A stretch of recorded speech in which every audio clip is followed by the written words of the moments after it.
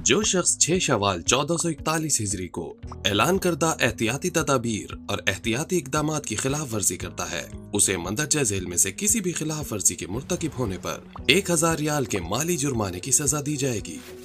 Medical या कपड़ों के मास्क न पहनना या जो नाक और मुंह का अहाता करता हो।